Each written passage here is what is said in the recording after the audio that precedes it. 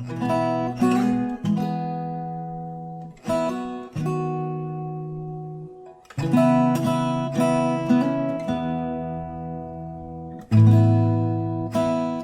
ini saya ingin kita semua membaca kitab Injil Yohanes pasalnya yang ke-9. Kemarin tentu Ina sharing Yohanes pasalnya yang ke-5. Sekarang Yohanes pasalnya yang ke-9. Judul khotbah saya adalah Siapa yang buta? Kira-kira begitu. Siapa yang buta? Ini adalah sebuah cerita yang unik sebab ini adalah sebuah kisah yang terjadi di sebuah kolam yang bernama Siloam. Harusnya enggak sih, bukan di Siloam kejadiannya, tapi di pembacaan. Kita baca dulu deh. Kita baca Yohanes pasal 9. Kita baca seenaknya dulu, mungkin ayat 1 sampai ayatnya yang ke-10 begitu. Misalnya, ya kan? Terus kemudian dari situ kita akan membahas beberapa prinsip yang saya kira penting buat kita. Oke. Bilang dulu kata ini fata morgana. Jadi kalau orang buta itu tidak bisa lihat apa-apa. Kalau fata morgana dong lihat apa yang tidak ada, itu aja. Itu lebih aneh lagi. Tapi ya nggak apa-apa lah. Udah tahu lebih bagus buta daripada fata morgana terlalu banyak gitu kan. Tapi ya nanti kita bahas. Siap, kita mulai ayat 1. Pasal 9 ayat 1, Yohanes, Injil Yohanes pasal 9. Waktu Yesus sedang lewat, ia melihat seorang yang buta sejak lahirnya. Murid-muridnya bertanya kepadanya, Rabi, siapakah yang berbuat dosa? Orang ini sendiri atau orang tuanya? Sehingga ia dilahirkan buta. Ayat yang ketiga. Jawab Yesus, bukan dia, bukan juga orang tuanya. Tapi karena pekerjaan Allah harus dinyatakan di dalam dia. Garis bawah ayat yang keempat. Kita harus mengerjakan pekerjaan dia yang mengutus aku selama masih siang. Akan datang malam di mana tidak ada seorang pun dapat bekerja. Ayat yang kelima. Selama aku di dalam dunia, akulah terang dunia. Ayat yang keenam. Setelah ia mengatakan semuanya itu, ia meludah ke tanah dan mengaduk ludahnya itu dan dengan tanah lalu mengoleskannya pada mata orang buta tadi. Ya. Dan berkata kepadanya, pergilah basuhlah dirimu dalam kolam Siloam. Siloam artinya yang diutus. Maka pergilah orang itu, ia membasuh dirinya lalu kemudian matanya lalu kembali dengan matanya sudah melek. Itu bahasa Indonesia ya.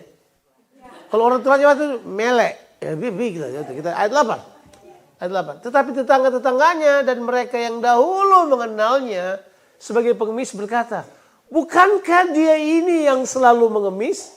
Ayat 9. Ada yang berkata, benar dialah ini. Ada pula yang berkata, bukan.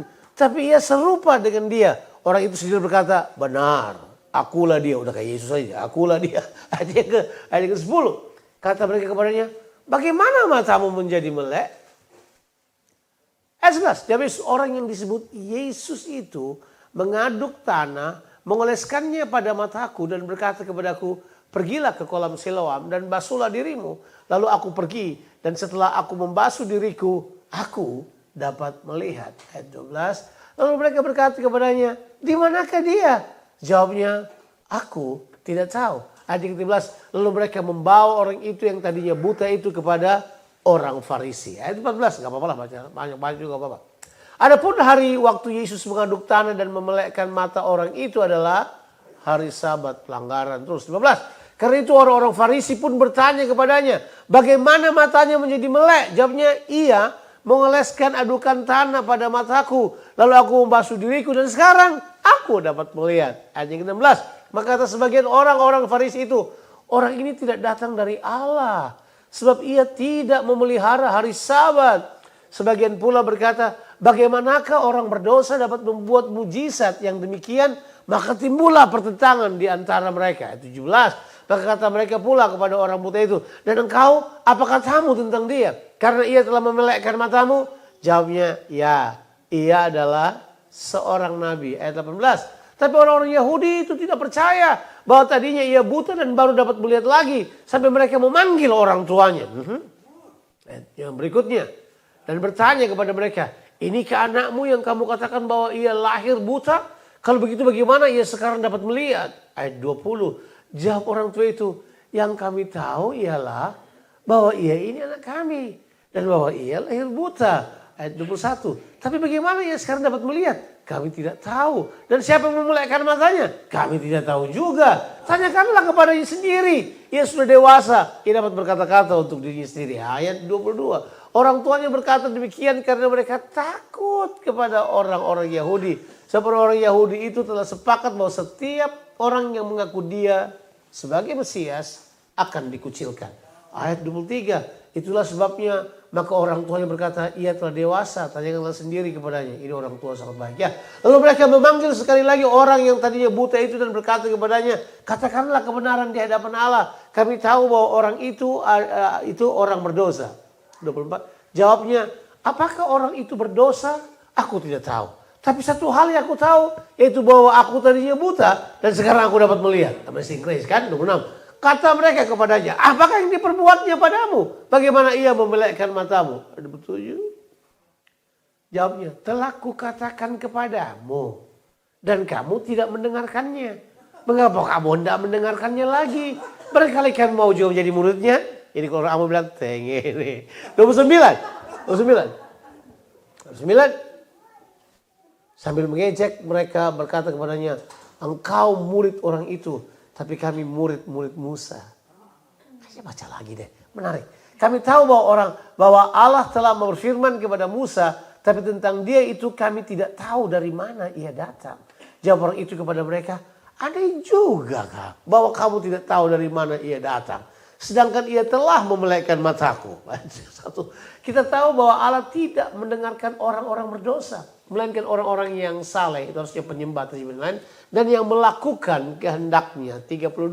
Dari dulu sampai sekarang tidak pernah terdengar bahwa ada orang yang memelekkan mata orang yang lahir buta. 33. Jikalau orang itu tidak datang dari Allah, ia tidak dapat berbuat apa-apa. Baca terus deh. Jawab mereka, engkau ini lahir sama sekali dalam dosa dan engkau hendak mengajar kami. Lalu mereka mengusir dia keluar. Ayat yang ke-35. Yesus mendengar bahwa ia telah diusir keluar oleh mereka. Kemudian ia bertemu dengan dia dan berkata, percayakah engkau kepada anak manusia? Simpan ayat itu, ayat yang ke-36. Jawabnya, siapakah dia Tuhan?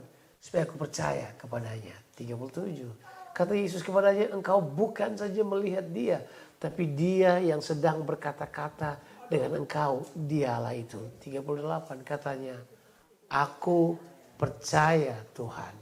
Lalu ia sujud menyembahnya. Mau baca lagi? Kata Yesus, aku datang ke dalam dunia untuk menghakimi, supaya barang siapa yang tidak melihat, dapat melihat. Dan supaya barang siapa yang dapat melihat, menjadi buta. 40. Kata-kata itu didengar oleh beberapa orang Farisi yang berada di situ. Dan mereka berkata kepadanya, apa itu berarti bahwa kami juga buta? Hello, apa satu? Ya ini cerita lucu. Jawab Yesus kepadanya, sekiranya kamu buta, kamu tidak berdosa. Tapi karena kamu berkata, kamu melihat, maka tetaplah dosamu. 42. Oh sudah habis? Cuma sampai 41 ya? Kenapa tidak terus sampai 44? Berarti saya tulis tadi. Oke, let's talk about it. Oke, saya mau share pada saudara 3 hal.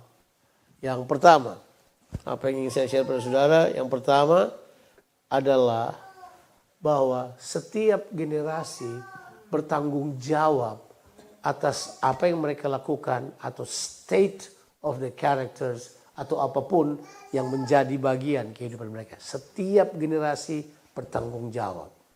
Bilang lu bertanggung jawab. Jadi pertanyaan ini kan dimulai. Yesus lagi lewat, terus ada orang buta sejak lahir. Tiba-tiba gak tahu siapa yang iseng terus nanya-nanya. Ini yang dosa siapa sih sebenarnya? Bapaknya kah? Neneknya kah? Dianya kah? Siapa yang berdosa? Sampai dia lahir buta. Yesus bilang, ini jawabannya. Nah, saya mau Anda sadar bahwa Tuhan lebih tertarik berbicara pekerjaannya daripada berbicara tentang dosa. Ulang.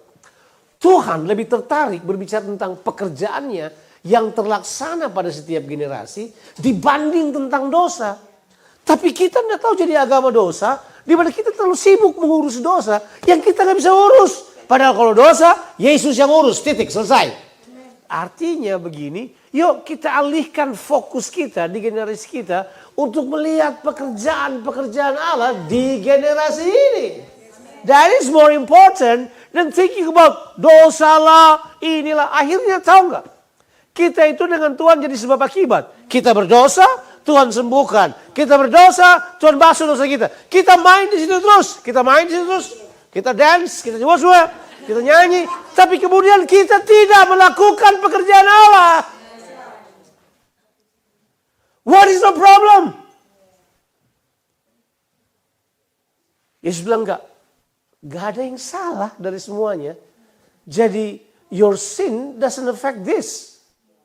Because this is about the work of God. Karena ini tentang pekerjaan Tuhan yang dia mau terlaksana. Hello. Coba. Jadi Yesus bilang ini gak ada dosanya. Karena gini. Liwat orang yang dituduh berdosa ini.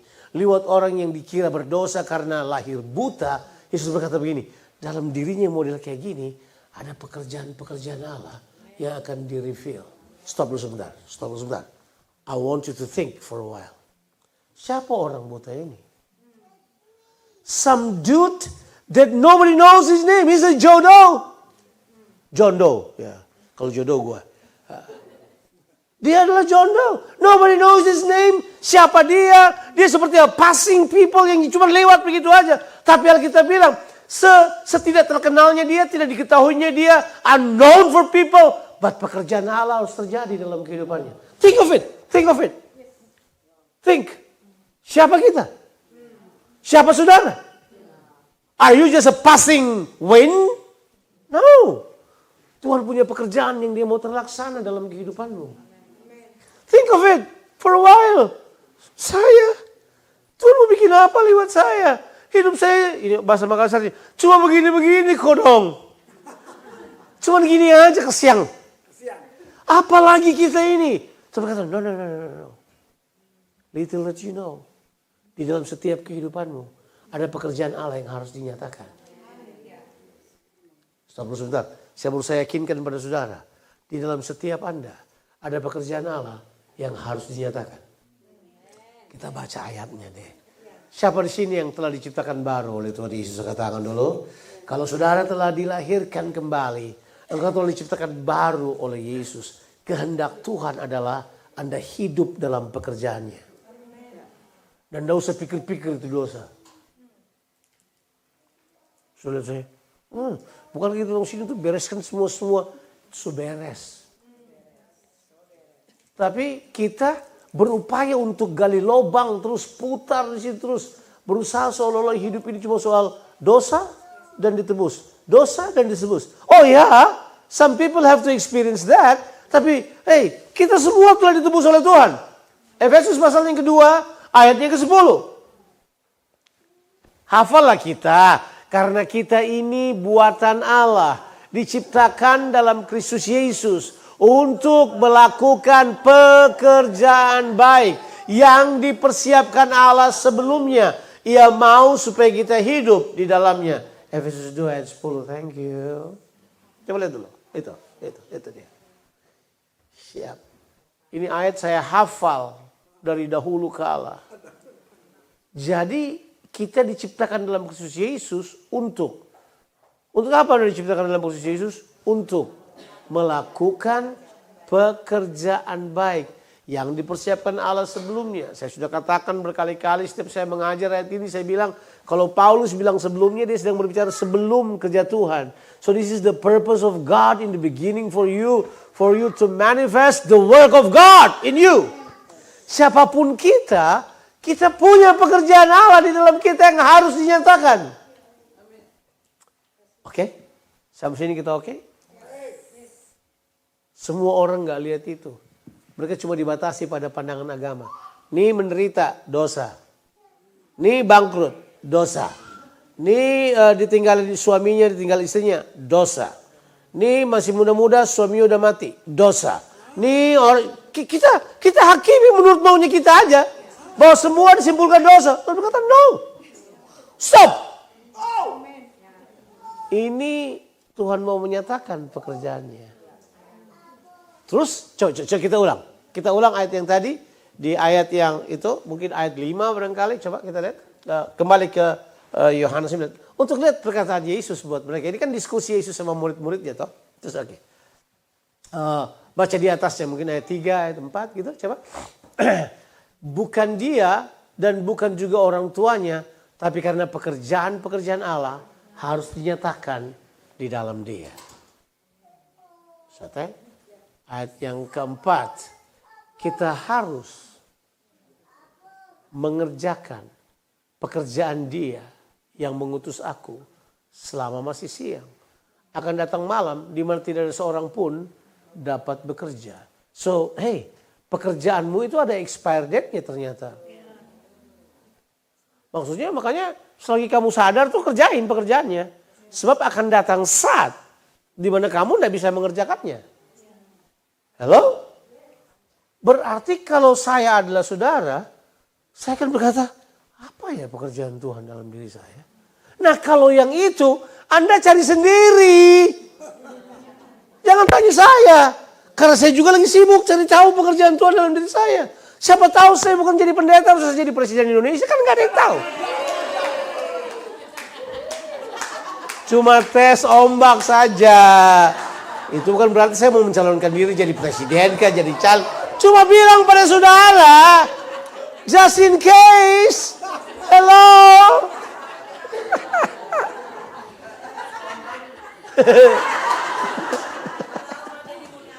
Siapa tahu Pak Kris sebenarnya bukan gembala di Ambon. Misalnya ternyata dia harus jadi gembala di Melbourne. Siapa yang tahu? Siapa yang tahu apa yang Anda buat sekarang? Anda pikirin jalannya begitu, betul berkata, hello, sini. Hah? Enggak ya, enggak bisa ya. Saya sudah ketemu orang-orang hebat. Itu mereka tuh di divert. This is what they do all the time. Suddenly God just move them. Whoop.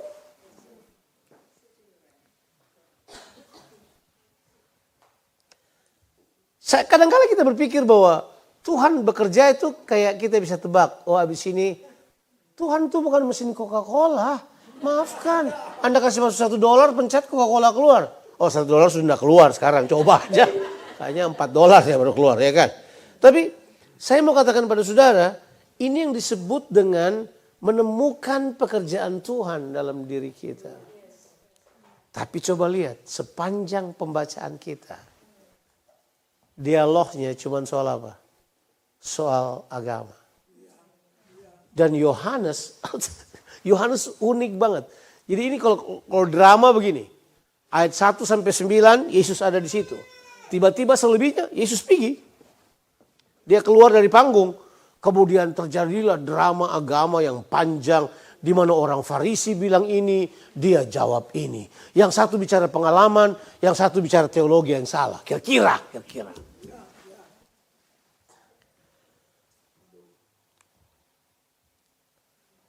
Jadi itu yang pertama.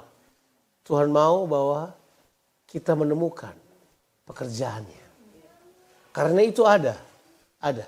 The work of God is in you. Is built in you. It was given by God in you. It's actually, saya mesti bilang ini. Itu seperti Tuhan berkata waktu dia ciptakan kamu. Ini pekerjaanku dalam Yonatan. Ini pekerjaanku dalam Pak Rudi. Ya. Ini pekerjaanku dalam Ibu Purnama. Ya. Ini pekerjaanku buat Pak Sahat. Ini pekerjaanku buat Sam. Keluar kita tahu. Saya juga tahu bahwa anak-anak saya tidak harus mengerjakan apa yang saya kerjakan. Mereka punya pekerjaan sendiri yang mereka harus kerjakan. Mereka bahkan tidak perlu berjalan dalam bayang-bayang yang saya buat sepanjang ini. Tidak perlu. Memang namanya Jonathan Patiasina juga, tapi mungkin dia beda. Sama tuh di Jonathan Patiasina yang menjungkir balikan dunia, kan beda. Siapa tahu? Siapa tahu? Siapa tahu? Beda. Bilang dulu beda. Bahwa kita harus menemukannya, itu adalah tanggung jawab kita. Yang kedua, bilang dulu. Kita harus berpegang pada pertumbuhan pengenalan kita dibanding cuma tambah pengetahuan yang tidak perlu. Saya ulangi, kita harus bertumbuh di dalam pengenalan kita kepada Tuhan daripada tambah pengetahuan yang banyak yang tidak perlu. Saya kasih contoh, dunia sekarang itu betul-betul memberikan kepada kita possibility to know a lot. Dunia sekarang memberikan kepada saudara sebuah peluang untuk mendapatkan informasi, untuk tahu semuanya. Saya adalah orang yang suka tahu apa-apa kan. Karena dari kecil bodoh jadi begitu tahu kita senang sekali. Wah, pewahyuan banget. Kita kemudian baca apa aja, tahu apa aja. Tapi setelah sampai pada titik ini, saya sadar bahwa you don't have to know anything. There are certain things that you have to know. There are certain things you don't have to know. Jadi kadang-kala ya kalau ini tidak perlu ya udah, scrap it aja. Tidak perlu. Untuk apa saya tahu itu? Ya kan? Misalnya, bagaimana cara membuat puding dari rumput? Saya tidak perlu tahu itu. Untuk apa? Iya kan? Tidak ada kena mengenai dengan saya. Saya tidak jadi. Karena ada banyak sekali hal yang kita buat yang sama sekali nggak ada kena mengena dengan kita dan rencana Tuhan dalam kehidupan kita. Saya kemudian belajar arti berbeban ringan. Jadi saya mulai belajar arti yang ditulis di dalam Ibrani pasalnya yang ke-12. Baiklah kita menanggalkan beban dan dosa yang begitu merintangi kita. Kita selalu khotbahkan dosa adalah kamu menipu, kamu membohong. Ayah, itu dosa-dosa kekafiran sudah selesai. Dosa yang dimaksud sini adalah menyimpang dari sasaran. Ada banyak hal yang kita buat yang bukan sasarannya. Pengenalan Allah, kesasarannya melakukan kehendak Allah, bukan. Kita cuma sibuk dan tahu. Orang bilang tak putar di tanpa lain. Oke, jadi gini. Kalau Anda pemain basket, fokuslah main basket. Jangan main kasti.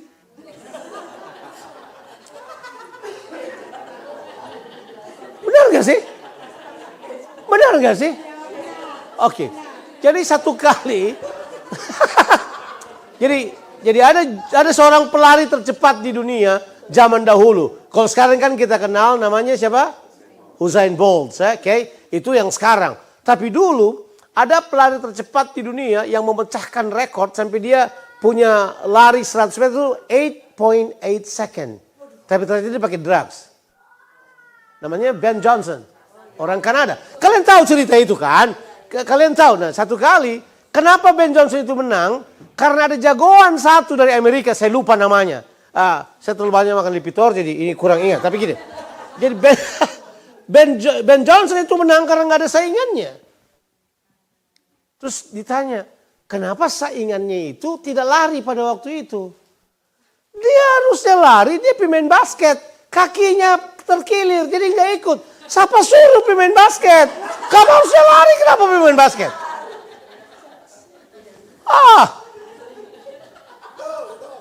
Cerita itu memberitahukan pada kita, ini orang-orang ini, nanti sudah tahu kan, siapa itu? Dia bilang gini, kamu nanya, oke saya jawab.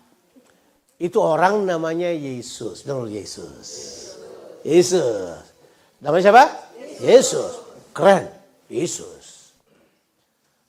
Kemudian ditanya lagi, dia bikin apa sama kamu? Ya, dia ambil lumpur.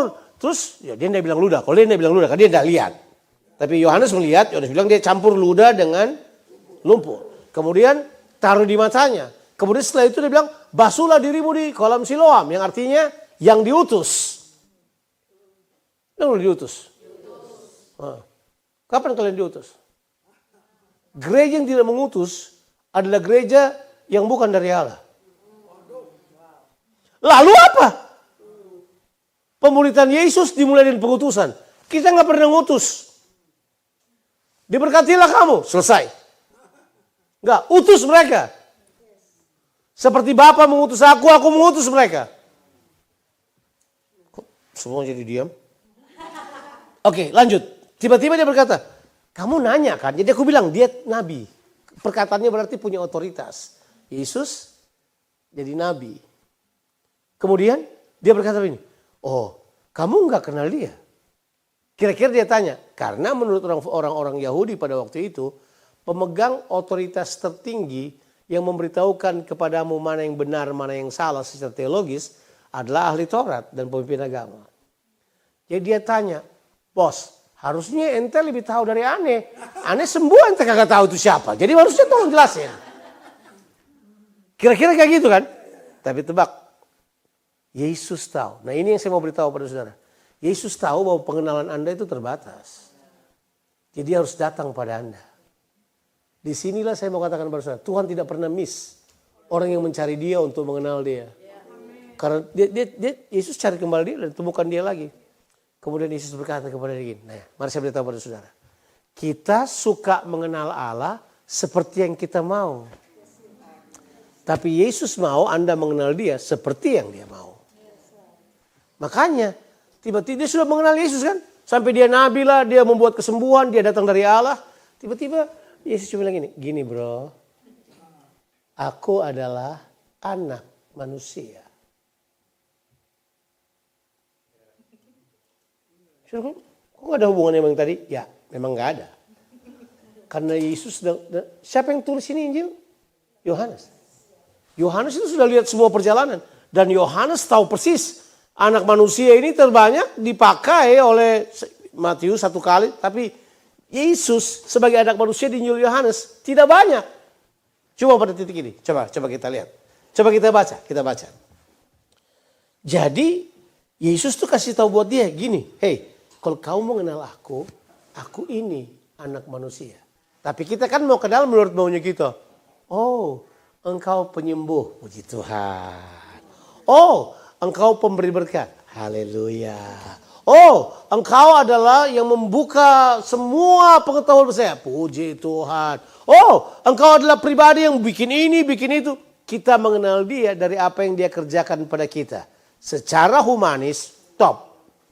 Tapi Tuhan tidak tawarkan itu kepada dia. Tuhan tawarkan, ini aku anak manusia. Nah, saya sudah pernah dengar saya mengkhotbahkan anak manusia kan. Anak manusia itu dia adalah raja. Atau kalau bahasa lain dia adalah Mesias. Dia adalah apa? Mesias. Tahu apa bantahannya? Bantahannya orang Yahudi. Oh enggak, salah tuh. Dia orang berdosa. Dia orang berdosa, dia gak ada apa-apanya. Enggak. Kamu harus kenal aku sebagai anak manusia. Tolong, coba saudara lihat dulu saya baik-baik. Saudara berhak kenal Tuhan seperti pengalaman saudara. Dan dunia sedang coba untuk sodorkan itu. Oh Tuhan yang kita kenal kan Tuhan yang kayak gini. So they decide what God is.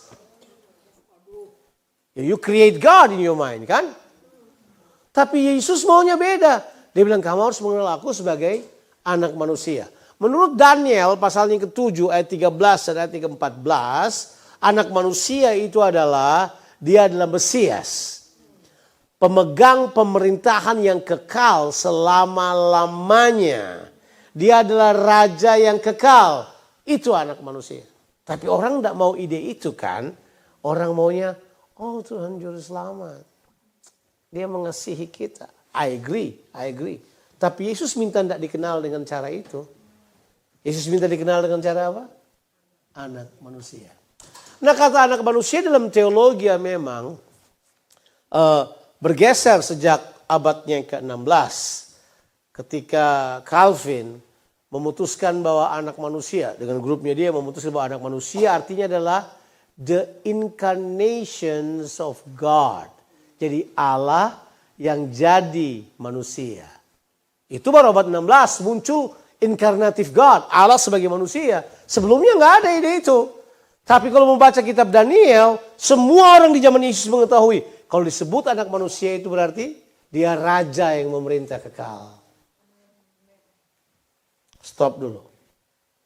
Kembali lagi pertanyaan kita. Saya berkhotbah di depan anak muda kemarin, saya beritahu bahwa iman yang mengalahkan dunia adalah iman yang percaya bahwa Yesus adalah Kristus. Coba kita baca lagi ayatnya. 1 Yohanes pasal 5 ayat yang pertama. Kenapa ide itu muncul lagi? Ini dia saudara. Setiap orang yang percaya bahwa apa? Yesus adalah Kristus lahir dari Allah. Seandainya kita ganti kata Kristusnya, Yesus adalah juru selamat. Tidak akan muncul kata di bawahnya. Dan setiap orang yang mengasihi dia yang melahirkan, mengasihi juga dia yang lahir daripadanya. Kalau Anda mau membuat urutan, saya mempercayai kasih akan muncul di depan. Tapi kalau baca ayat ini, untuk kita muncul yang kedua baru kasih. Yang pertama Anda harus menjadikan dia raja terlebih dahulu, baru Anda mengasihi dengan mudah. Tidak menjadikan dia raja. Emang gampang mengasihi tanpa menjadikan dia raja? Ulang. Emang gampang mengasihi tanpa menjadikan dia raja? Misalnya. Ini hubungan terdekat, ibu dan anak. Ibu dan anak, dekat sekali kan? Adakah kemungkinan anak yang disusui, anak yang dikandung 9 bulan, dilahirkan, disusui selama 2 tahun, setelah disapi, dipelihara, dijaga, dididik. Bisakah anak itu memberontak terhadap ibunya? Possibility. Bisakah ibunya menjual anaknya? Tetap bisa kan? Logiknya. Tapi kalau ibunya kenal bahwa Tuhan adalah yang memerintah kehidupan saya. Bukan kehendak saya yang jadi, tapi kehendak Tuhan terjadi. Beda nggak? Jadi beda. Logik berpikir harusnya jelas. Bahwa dalam ayat ini diberitahu, kita perlu lahir dari Allah dulu. Sebab lahir dari Allah itu punya pengertian Anda melihat pemerintahan Tuhan, Anda masuk dalam pemerintahan Tuhan, baru kemudian kelahiran baru terjadi. Jadi kalau Anda cuma melihat Yesus sebagai juru selamat, Anda belum lahir baru.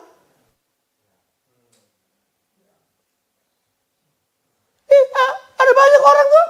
Ada banyak orang yang dijadikan Yesus juru selamat di Ambon. Coba di Ambon, coba. Tanya. Bung, di gereja dulu. Tuhan, ketemu pun teologi itu ketemu selamat. Selamat so masuk sorga. Jadi ketemu bawa Yoas di sorga, ketemu dulu minum kopi, sementara semua orang masuk neraka, beta di sorga. Coba. Atau dia akan berkata enggak. Tapi itu kan teologi ya. Tapi kalau Anda menjadikan dia raja, kita berkata, Anda kemudian dilahirkan kembali. Dan ide kelahiran baru ini di Injil cuma Yohanes yang menawarkan.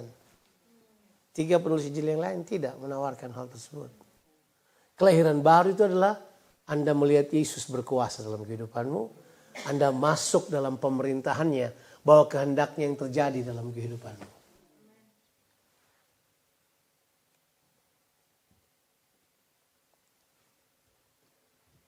Lalu diamlah. Tenanglah semuanya. Sebenarnya kita mempercayai agama apa sih sebenarnya? Karena ini, kalau Anda baca, iman inilah yang mengalahkan dunia. Yang percaya bahwa Yesus adalah Kristus. Dia adalah Raja. Iman inilah yang mengalahkan dunia. Sebab apa artinya dunia? Sebuah sistem. Sistem apa? Sistem begitu manusia jatuh, dunia muncul. Sistem peradaban atau sistem kerajaan yang tanpa Tuhan atau melawan Tuhan. Pendiri kerajaan pertama di dunia ini menurut Alkitab ya. Menurut Alkitab adalah Nimrod. Pokoknya gini, apapun yang terjadi jangan kasih nama kopong anak Nimrod. Itu tidak boleh. Karena Nimrod artinya adalah yang perkasa melawan Tuhan. Terjemahan Indonesia yang bilang yang perkasa di hadapan Tuhan. Harus terjemahan yang tepat adalah yang perkasa melawan Tuhan. Itu Nimrod. Makanya ditulis dalam Kejadian 10 ayat yang ke-10. Nimrod membangun kerajaan yang pertama adalah Babilonia. Nah, dengarkan ini, Babilonia adalah gambaran sistem dunia yang tetap ada sampai akhir. Di kitab Wahyu yang bakal runtuh terakhir adalah kerajaan Babel. Dia ada di kitab Kejadian 10, dia masih ada di Wahyu 18 dan 19. So think of it. This is a system.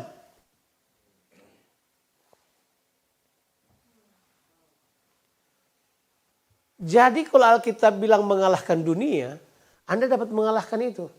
Mari saya beritahu pada saudara. Saya beritahu apa yang saya yakini. Tentu bisa salah. Kan yang saya yakini. Kan? Saya sudah bilang jangan dengar gembala kan. Kehendak Tuhan yang Anda dengar. Makanya tes. Habis ini pelajari Alkitab. Teliti Alkitab ulang. Nah ini yang saya percayai. Ini yang saya percayai tentang dunia. Semua kata yang berhubungan dengan kekudusan.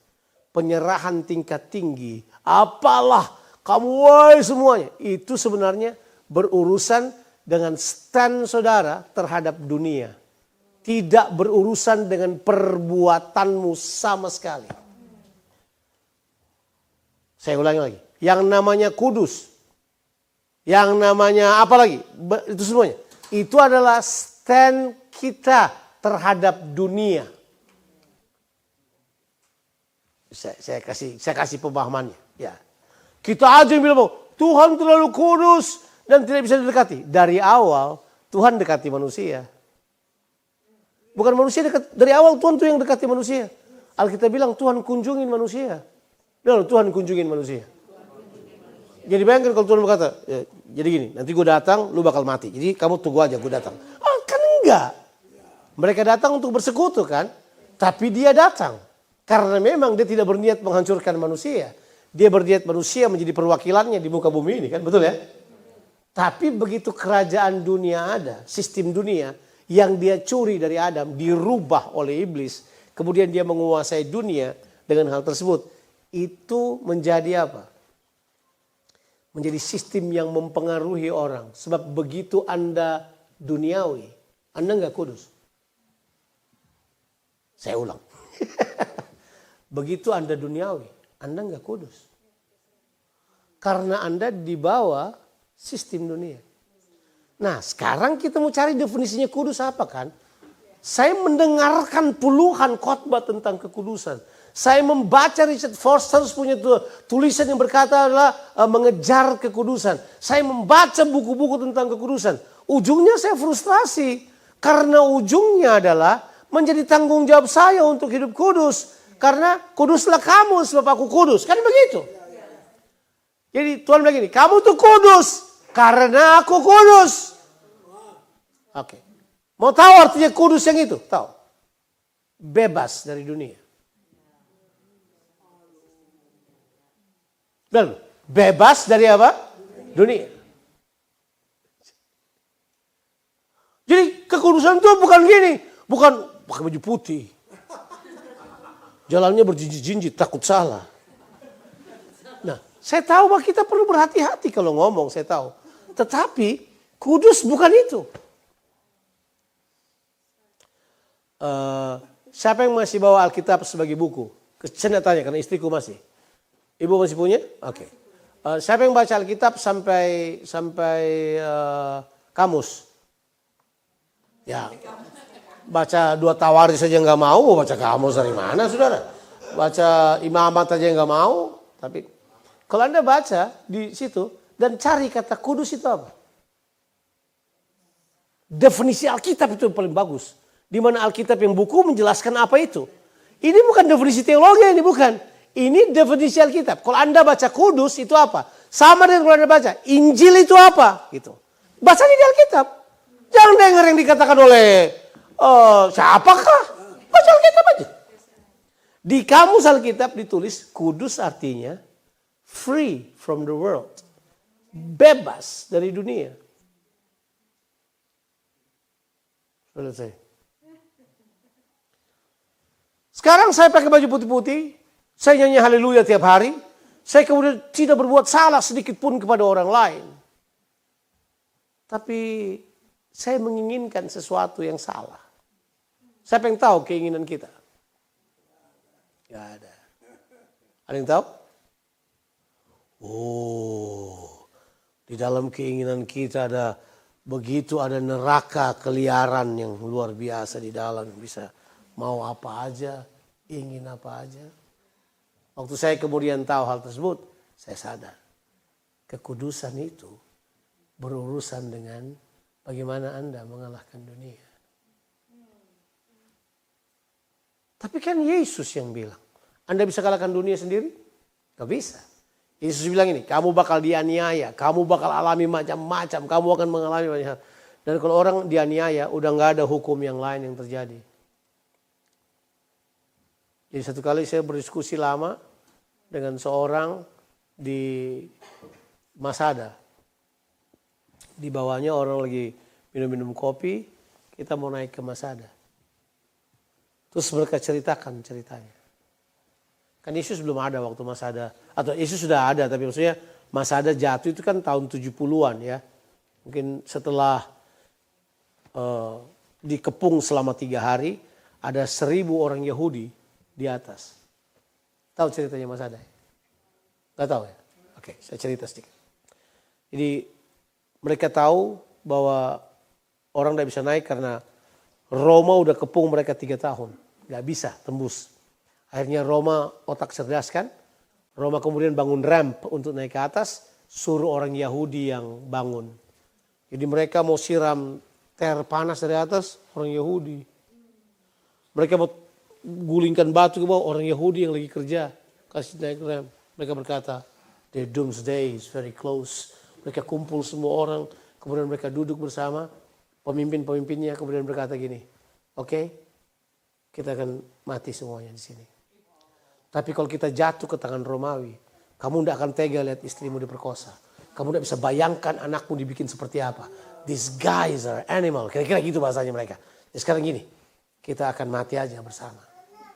Terus apa yang mereka buat? Mereka buang undi. 12 orang datang, mereka buang undi. Sudah terpilihlah 12 orang. Mereka yang akan bunuh istrinya, racunin istrinya, bunuh semua orang. Bunuh semua orang. Jadi kemudian mereka buat itu. Mereka bunuh keluarganya semua, tinggal mereka, baru mereka kemudian bunuh diri. Ini cerita ada di dalam tulisan Josephus. Ada tulisannya ada ini.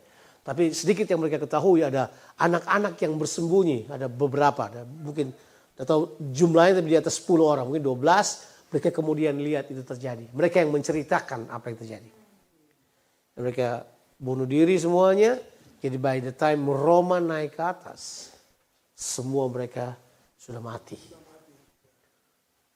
Marah sekali karena mereka pengen bunuh. 3 tahun ini panglimanya dicopot beberapa kali tuh.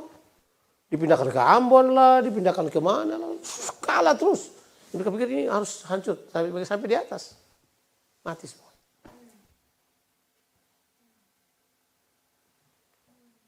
Mereka menyebutnya sebagai kemenangan. Tapi kan bunuh diri. Terjadilah diskusi apa aja. Jadi gimana? Mereka selamat apa tidak? Hah?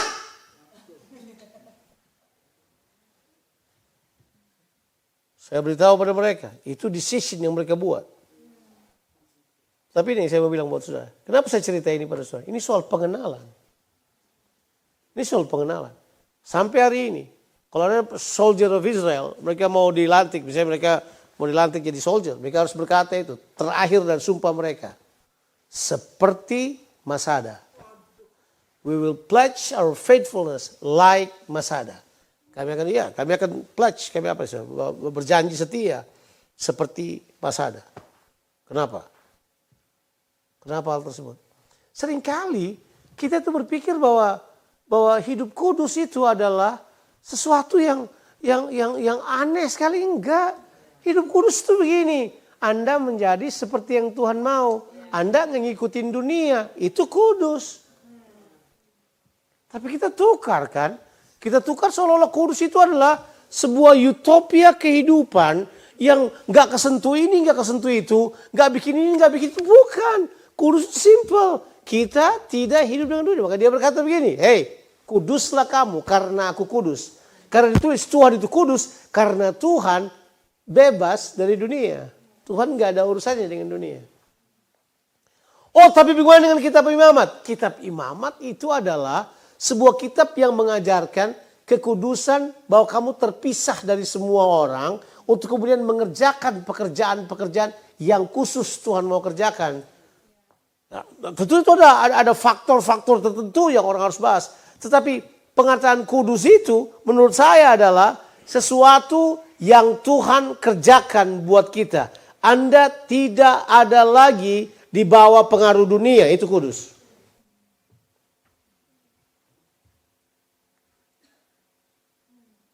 Lebih gampang mana?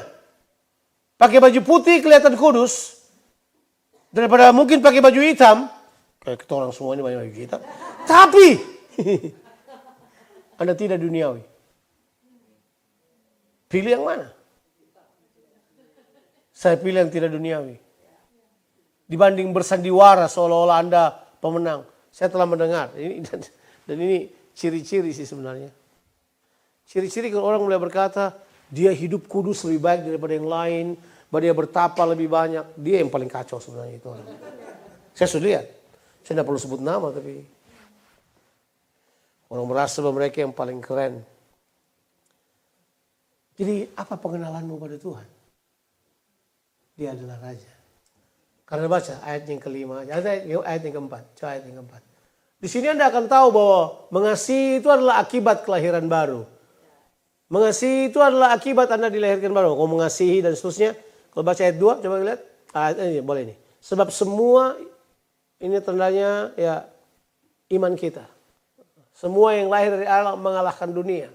Jadi inilah kemenangan yang mengalahkan dunia. Apa? Iman kita. Kembali ke ayat 1. Iman kita yang apa itu? Yang percaya bahwa Yesus itu adalah Kristus. Ya. Aneh kan? As simple as that. Tapi prinsipnya adalah kita harus menjadikan dia raja. Sekarang terakhir. Kita mesti selesai sekarang. This is the most things yang saya mau katakan pada saudara. Begitu dia menyembah Tuhan Yesus. Nah, Anda mesti lihat. Waktu Anda diubahkan oleh Tuhan. Pengenalan orang tidak berhenti kepada kamu. Jadi begini. Jangan harapkan Anda dikenal seperti Anda zaman dahulu. Karena Anda masih tetap bertumbuh. Pengenalan akan Allah bertumbuh. Kenali dirimu juga tidak sama. Kita ini suka mempertahankan apa yang Tuhan mau kita buang. Tahu nggak? Ini. Dia tidak disukai oleh ayahnya karena ayah dan ibunya takut kesian. Jadi ibunya begini. Dipanggil orang Farisi. Itukah anakmu? Dia berkata kalau anak sih iya. Dia anak saya. Dia memang lahir buta. Tapi soal siapa yang menyembuhkan dia. Tanya sendiri. Artinya apa? There are so many things yang kita didefinisikan oleh keluarga kita. Bisa jadi itu bukan kita. Saya ulang. Dia ini lahir buta. Dan karena dia lahir buta. Dia ini anak kami. Udah pasti dia anak kami. Soal keabsahan anak ini dia anak saya. Tapi soal apa yang terjadi dalam kehidupannya. Dengan cara berpikirnya yang berubah seperti ini. Tanya sendiri deh. Dia udah dewasa. Biar dia putuskan sendiri. Artinya begini. Lihat dulu saya baik-baik. Kesukuanmu harusnya sudah luluh.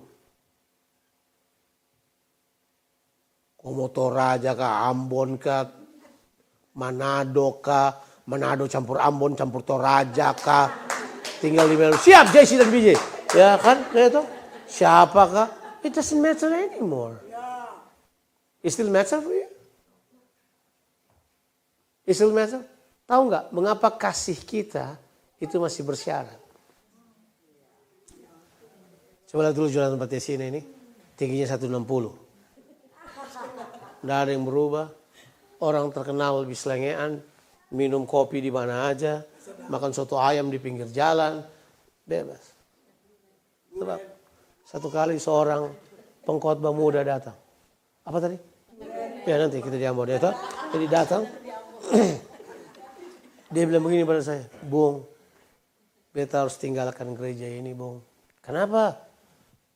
Dong rasis Bung. Saya bilang buat dia gini. Kalau mereka rasis kau jangan pergi. Kalau kau pergi berarti kau rasis.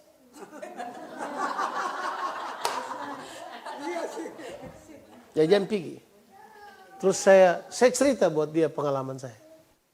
Ya. Saya pernah ditarik dasi saya turun dari mimbar, Pak. Saya pernah datang mau berkhotbah, yang tertulis nama saya karena pendetanya lihat saya pendek.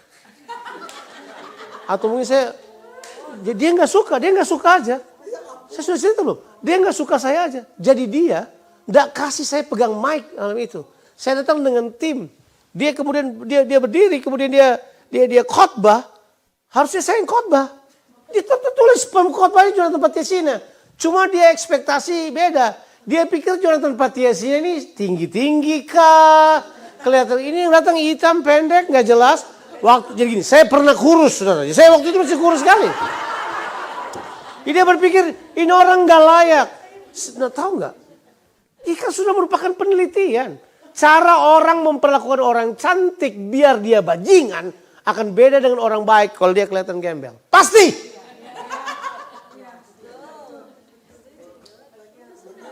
Terus kita memilih jalan untuk kelihatan keren tapi tetap gembel. Gitu aja.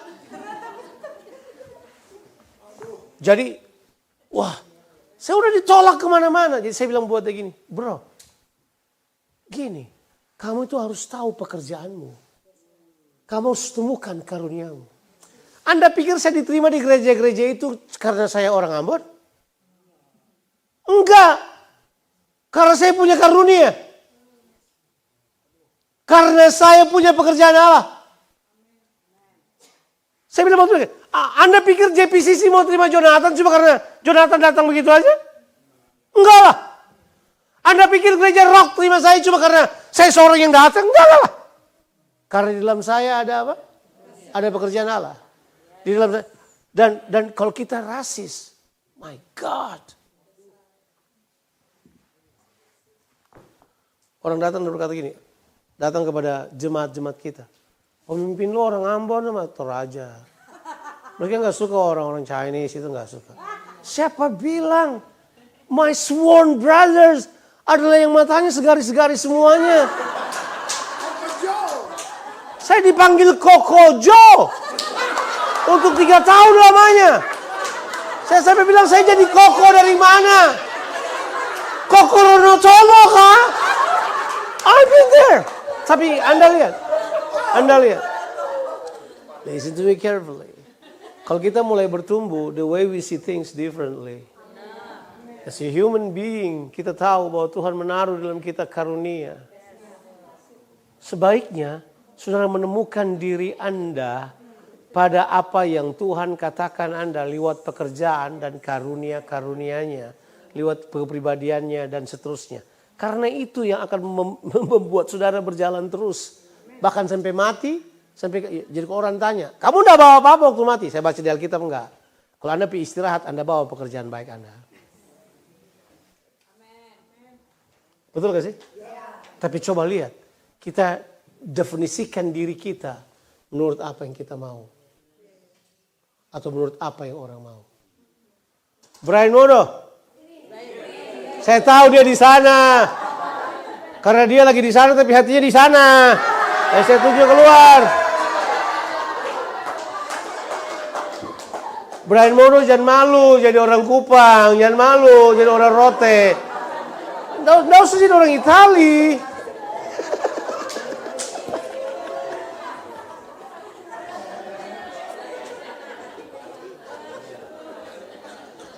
Satu kali Yesus, bilang dulu Yesus. Tahu nggak Yesus?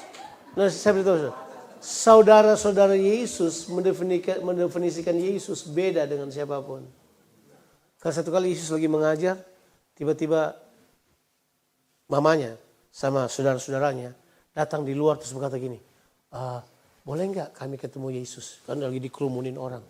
Gini saudara-saudara, maafkan ya. Anak kami yang nama Yesus itu agak setengah-setengah gila. Kita cuma bertanggung jawabkan gini. Nah, benar. Ditulis, saya mau bawa pulang dulu Yesus. Bayangkan. Yesus bilang buat mereka gini. Saudaraku, bukan ayah dan ibuku, bukan. Saudaraku adalah orang-orang yang melakukan kehendak Allah.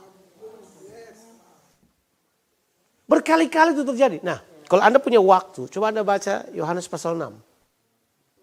Baca tuh ceritanya.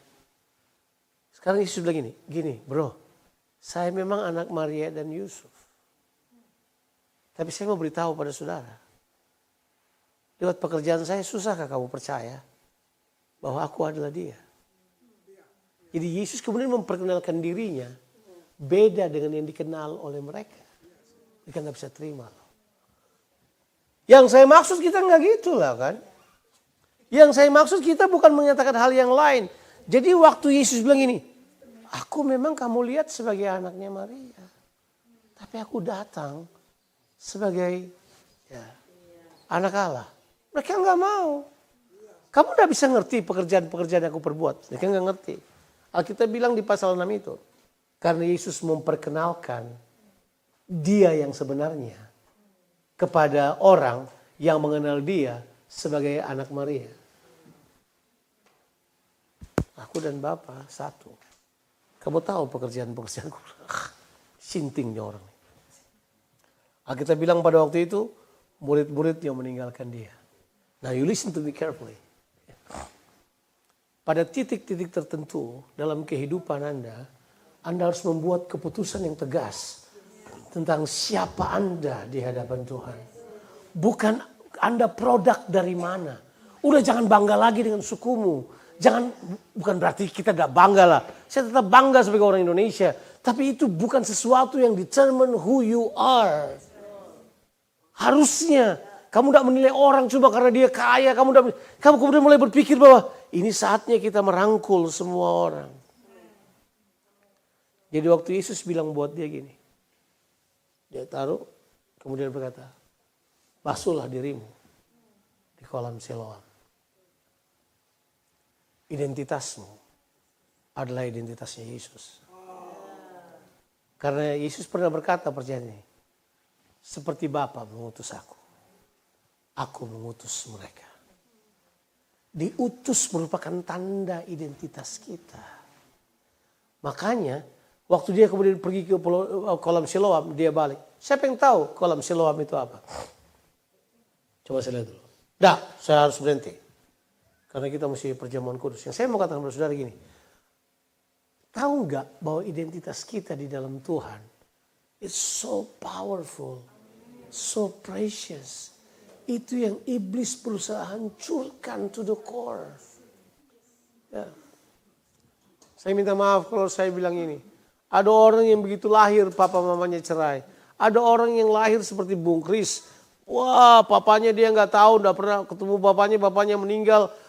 Waktu pulang tanya aja sendiri. Petinya nggak pernah dibuka karena nggak tahu itu bapaknya atau yang lain. Orang bilang isinya batu itu karena nggak pernah ketemu bapaknya. Ada banyak cerita, dia nggak tahu siapa bapaknya. Ada banyak hal orang yang berpikir tentang identitasnya apa. Dia pikir dia adalah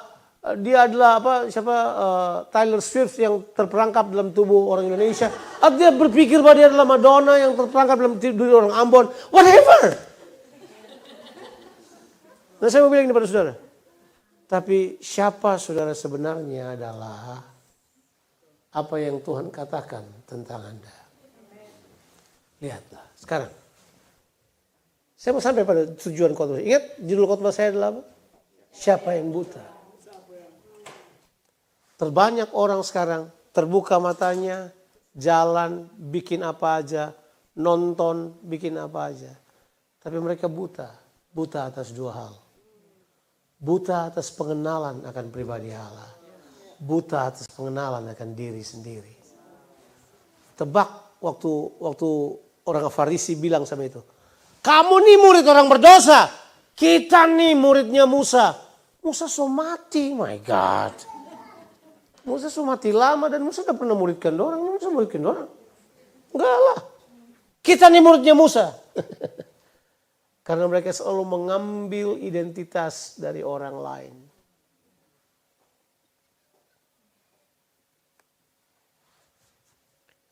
Apa identitasmu? Haruskah saya menjawabnya buat saudara? Jawabannya enggak. Camp ini akan selesai dengan pertanyaan. Atau permintaan. Pulanglah. dan temukan siapa Anda. Tuliskan. Kalau kita ketemu nanti, saya siapa? Ya. Ya. Mungkin Anda sudah mau 70 tahun tapi Anda nggak tahu tahun siapa. Ya. Omus punya identitas. Itu secure dalam Yesus. Nggak ada yang bisa ganti, nggak ada yang bisa rubah. Nggak akan ada. Nggak ada.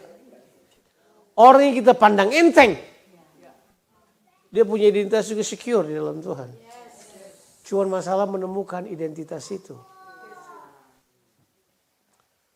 Pernah nggak suami istri kemudian sadar bahwa saya nggak kenal suamiku lagi?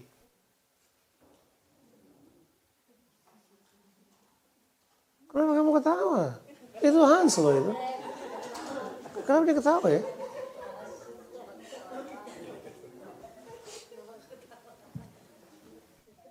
Dia cuma melewati fase kehidupannya. Nah, mari saya beritahu pada saudara.